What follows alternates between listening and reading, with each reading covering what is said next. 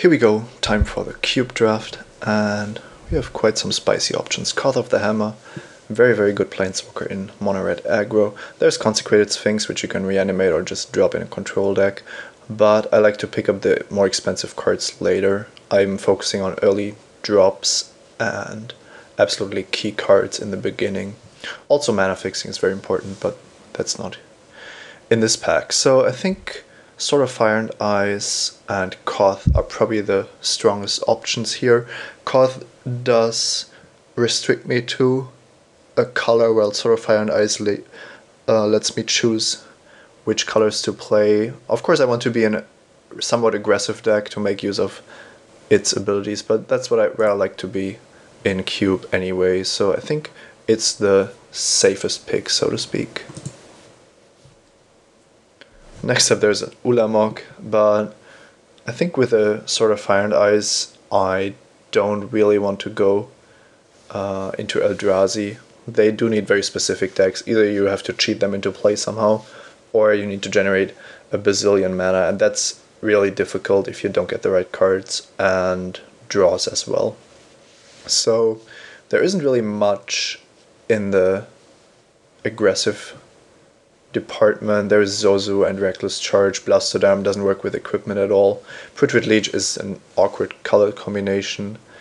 I guess there's Riftwing Cloudskate, which is always fine, and it's certainly better than Basilisk Collar. Also, we can probably table the color, kind of like the Cloudskate best here. It's very possible that in the end we won't play it, but I think it's better than all the alternatives. Here we have some nice black cards, Necropotence, Mannequin, and Skin Render.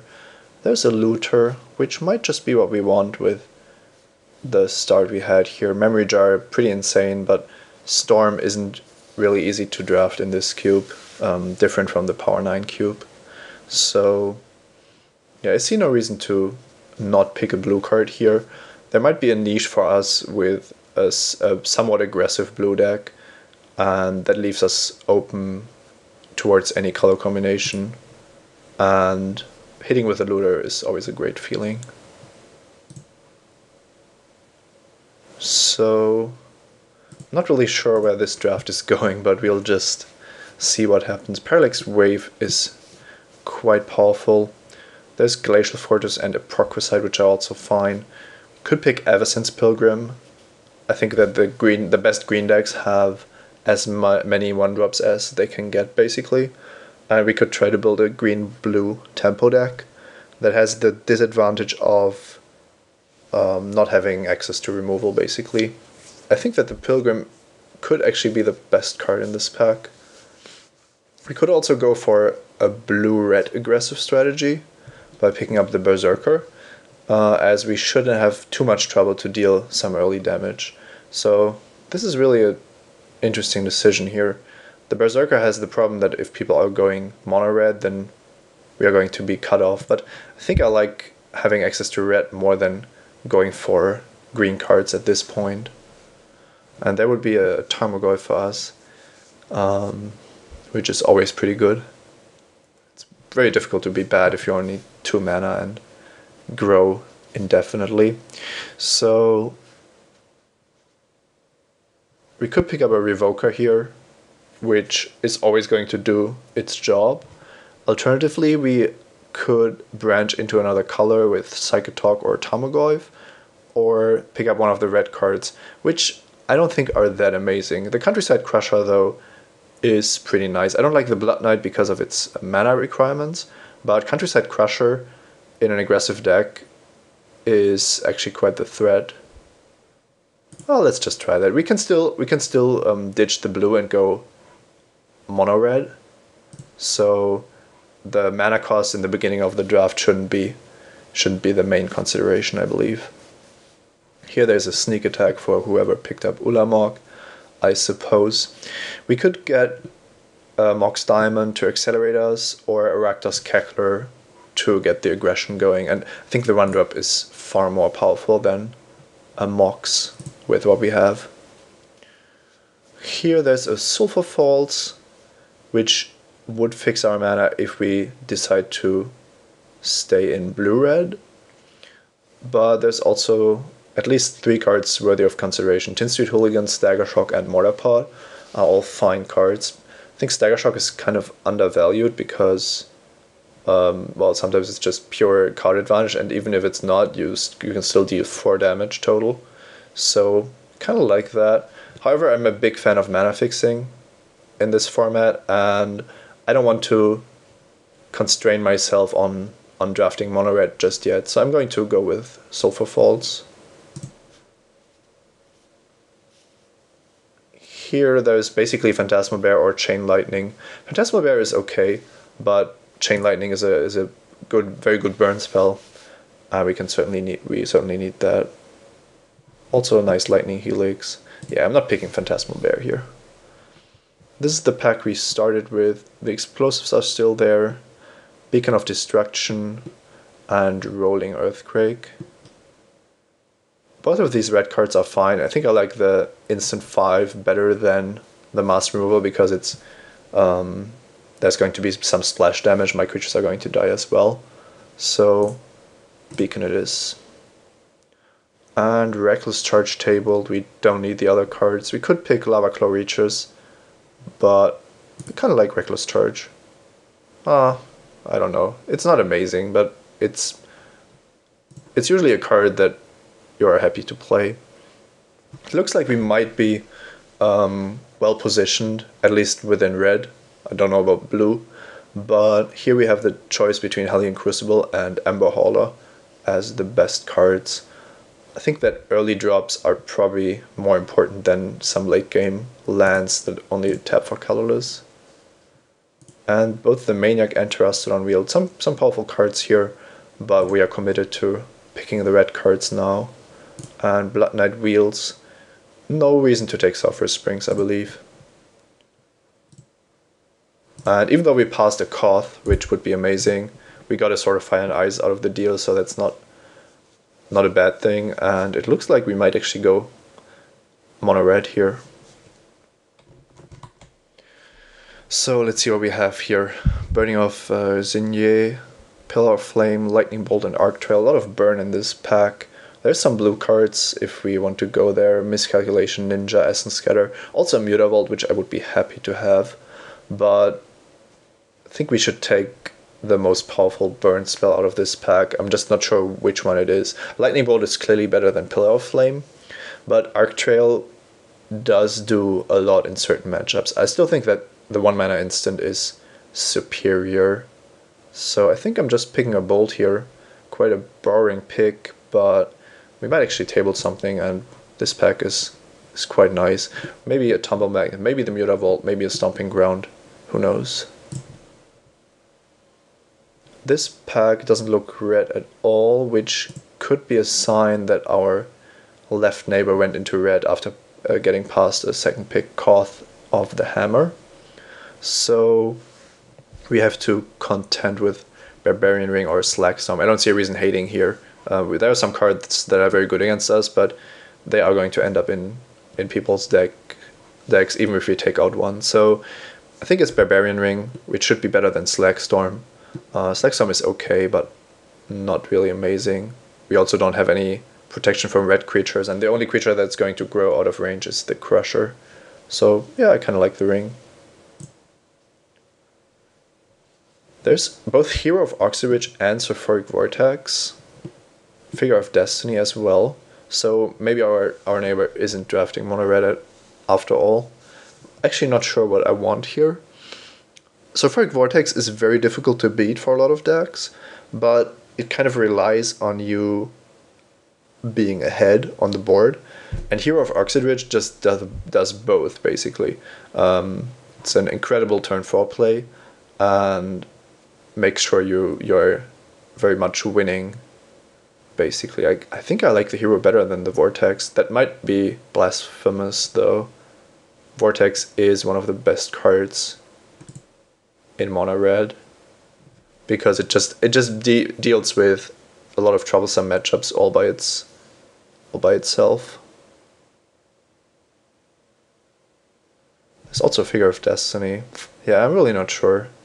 Maybe we should take the Vortex. We can always get creatures, but an effect like the Vortex is pretty much unique, so no, that's probably better if we face some life gain as well.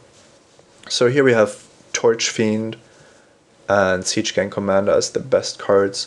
I think I want another 2-drop, and the ability to destroy artifacts is actually quite relevant. I think that's better than picking a 5-drop. And there's a Strip Mine, which you can always pick and basically have a great card. There's Porcelain Legionnaire, Char, and Isochron Scepter. We don't have enough instants to put on the Scepter, and that wouldn't really be a mono-red strategy anyway. I think Strip Mine is probably where we want to be. Porcelain Legionnaire is nice, but we aren't lacking creatures, and we also aren't lacking burn, so Strip Mine adds a very nice touch to our deck. Here it probably has to be Ball Lightning. Works very well with Sulfuric Vortex, and certainly better than the 4-drops. There's also Wooded Foothills, but for now I don't see a reason why we should pick that. And there's the reason for Wooded Foothills. Huntmaster is a card I'm happy to play even in the most aggressive red decks. But Taurean Mauler I think is quite fine. There's also Red Elemental Blast, but I'm not the biggest fan of playing situational cards like that. If we are splashing something, then Slayer's Stronghold is actually a consideration, but the Mauler should be okay at least. Here we have the Sphinx that we don't ever want to face, and we have the option of Frenzied Goblin or Pillage. I think we could use another 1-drop, given that we have the Berserker. And with a Torch Fiend already, I think that, and a Strip Mine, I think that Pillage isn't as important. Both Pillar of Flame and Arctrail wield, but there's also Mutavault still in the pack. So that's actually kind of difficult. I think the value of Mutavault could be what we want in this deck. It's already shaping up to be a deck where we can play quite a lot of mana sources without running into the risk of getting flooded. And we should be able to pick up some burn spells later. Also, Arctrail and Pillar of Flame aren't very good at burning out opponents, so I'd rather take the high damage burn spells, although I'm aware that we did pass quite a lot of them. There's Reanimate, which isn't very good against us, except when the Sphinx of the Steel Wind is reanimated. Mono Black Aggro is probably not being drafted here, so I think if we want to hate draft, it's between Wall of Roots and Reanimate. We should be preying on the Storm decks as is. Wall of Roots is just very good against us, but I'd rather face a Wall of Roots than a Grizzlebrand or Sphinx of the Steel Wind being reanimated. Here we still have the option between Figure of Destiny and Hero of Oxidridge, which is pretty insane. And I prefer the Hero to the Figure by quite a fair margin.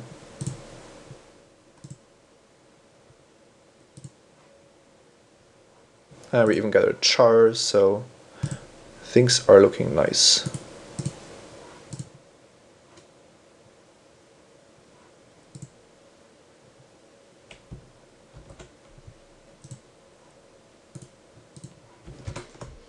And here we go with the last pack. Quite a Planeswalker heavy pack. Elspeth, Tamio, Ajani, which we currently can't really splash.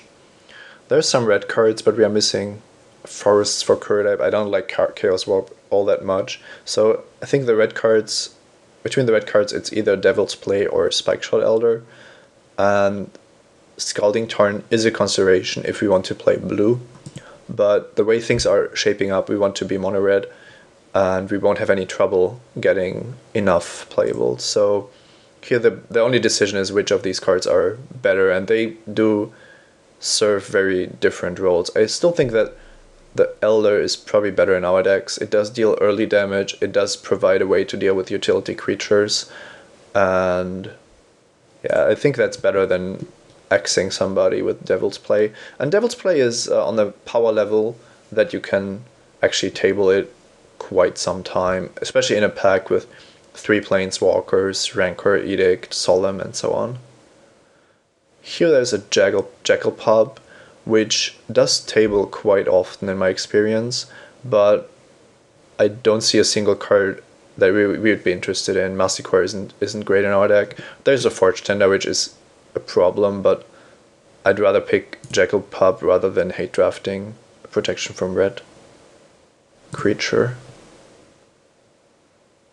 And here we have Pyrokinesis, which can be used to deal 4, but it does cost us an additional card and it doesn't target opponents, so not the greatest card.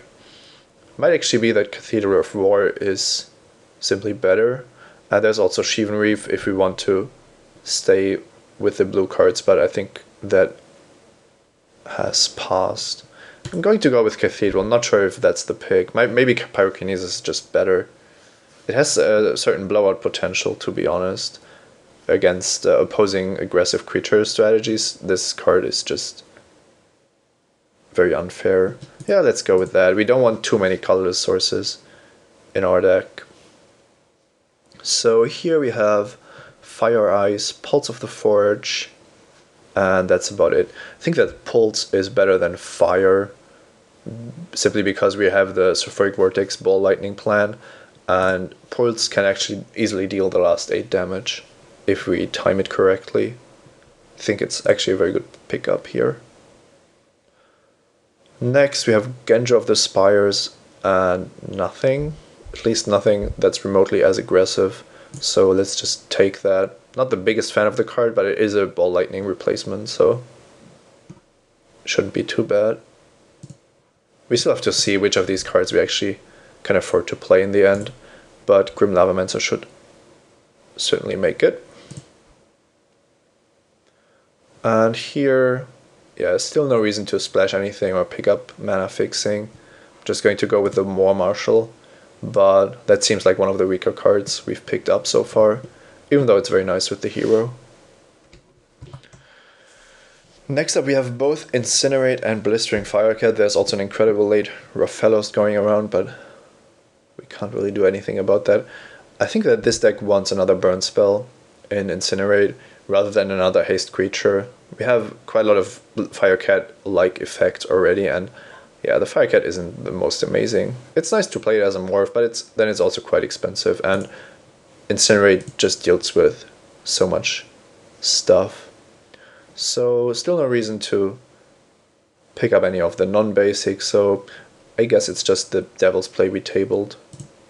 Not going to worry too much about the cards that are good against us. People will always have cards that are good against mono red. It's just how things work.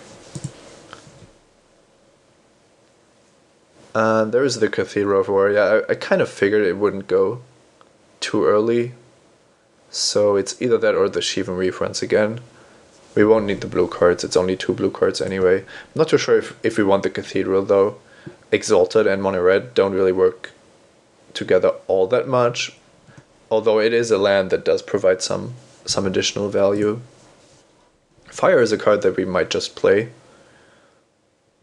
It's almost as good as Arc Lightning and it is an instant.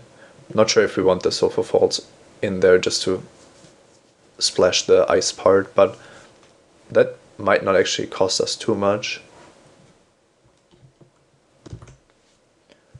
Going to take the Wildfire here. We don't have a use for Raging Ravine, and Wildfire is kind of good against us.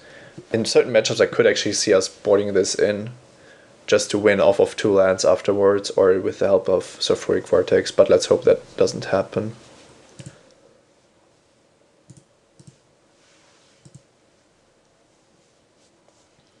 The difficult part is going to be the deck building, where we have to decide which cards we actually want and how our curve is supposed to look like. So let's see what we can actually afford to play.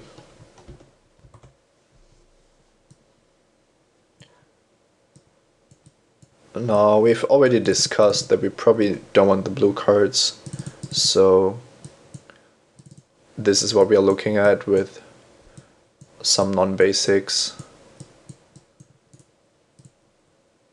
over there. And we are definitely playing Strip Mine, Ring and Mutavault. Not too sure about the other two. So we do have 17 creatures. That's a good sign. We do want creatures and burn. That's the most important parts of a red deck. And then we have to be careful not to play too many situational cards. So let's put the ball lightning down here. It doesn't have board impact, so it's just not that amazing. I'm aiming at a 17 land deck. We have quite a lot of ways to use our mana otherwise, but our curve isn't the highest. Even the sword can be cast for 3 and so on. And Devil's Play is fine for 2 or 3 mana. We won't make great use of the flashback effect, but that's okay, I suppose. We are definitely playing all of the 1-drops, and Frenzied Goblin is questionable. Then we are probably playing all of the 2-drops, maybe not the War Marshal. I like the Blood Knight. Maybe it's only a 2/2 first strike, but it is a 2-power creature for 2. That's the important part. Here we need both 3-drops just for our curve. And I don't really like the Riders in the deck we are trying to build here. We won't have mana to pay Echo. 2 damage isn't really a lot. And destroying a land that late in the game is not what this deck is about. We want to deal more damage than that. So the last question is if we want to play Masticore or not. It does deal with protection from red cards, utility creatures, and just dominates some matchups. It also regenerates against cards like Day of Judgment. So kind of like Masticore. We have to be aware that Genju is a potential additional creature, and the 17 is also counting the ball lightning, so we have to keep that in mind. I'm actually not a great fan of the Genju. I think that the mana requirements are actually a bit too high for the power level we are aiming at. So what I would like to do is to reduce my spells to just the core mono red spells if you want. So that we have basically all these burn spells here, the cheap burn spells, and the sword. And then we can cut most of the other things because burn spells are more versatile. You can always, basically always achieve what you want with them. So if we cut these 3 and just bot them in the right matchups, then we probably have to cut Pyrokinesis as well because it's only good if our opponent is playing a lot of creatures. And now we have both Beacon and Devil's Play as remaining late game options for our deck. So with 17 lands and Barbarian Ring, Strip Mine, and Mutavault, we aren't in a large danger of flooding, but we have to keep that in mind. So the sword, of course, can be cast on 3 mana, can be cast on 5, which makes it pretty amazing. And my feeling is that we want at least one of these, maybe even both. The Devil's Play has the advantage that it can just double as a burn spell, as a cheap burn spell. If our opponent goes Raphaelos, then it's not the worst to just kill it on turn 2 with a Devil's Play for 2 mana. So I think that versatility of Devil's Play makes it better than Beacon. We can always deal 4 damage with Devil's Play if we have 5 mana. So I think Beacon is another cut, and then we just decide which of these creatures we want to play and are done with it, basically. So